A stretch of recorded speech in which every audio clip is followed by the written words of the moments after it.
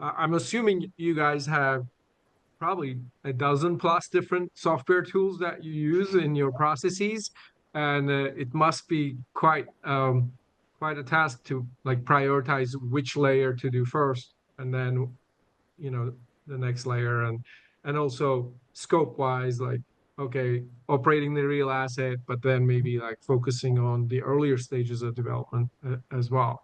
So when you think about like the North Star of your approach here, what do you think of like as being the ultimate goal of all this data activity, if you will?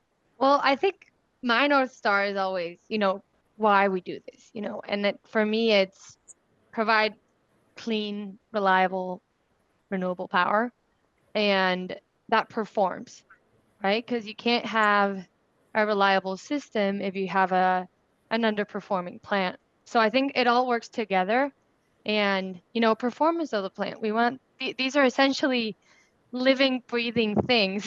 If an inverter goes down, the plant goes down, performance goes down. So I think that's our North Star, just having good, reliable power on the grid and having good performing sites overall. And that comes with, having the right information and having the right tools and having the right data to diagnose the issues. And, it's all within the same realm. Got it.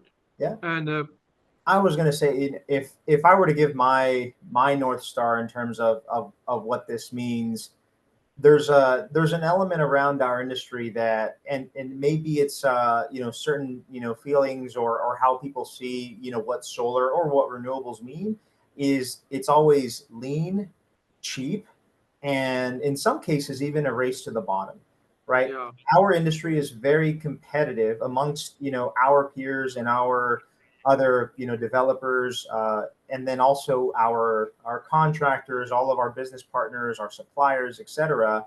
There always seems to be this notion of, at least in the US market, a race to what is the cheapest form of delivery. And by leveraging data, by looking at what all of this data means, it is going to help make a competitive edge on how we become more efficient. And a lot of it means like how we spend our time to find more of these opportunities to deliver better assets. We deal with markets where solar may not be the most favored, so we have to use data in those phases to identify better solutions. When it comes to operations, we've seen a lot of the most recent media coverage of the storms that have, yeah, decimated project sites. So how do we use data to help prepare those sites, for those types of incidents, whether it's hail, wind, or otherwise, and then how we make equipment selection based on that location. All of those, inputs of data we can use and become more, not just a better competitor in the market, to win more projects, but also, drive the market towards better resiliency than just, cutting costs. And a big I one that supports that, I think it's predictive maintenance. And that's where we're mhm, trying to get at. So, for example, like, there's multiple inverter OEMs out there, and they all have their thing, but yeah, it's how you prepare for the events that are going to cause right, downtime. So you can get to a point where if you analyze the data long enough and deep enough, you can understand that, for example, close to the summer in Texas, certain OEMs have fan failures. And if you don't have the right piece or the right fan within your spare parts, then you have a derated inverter for as long as it takes for the part to arrive.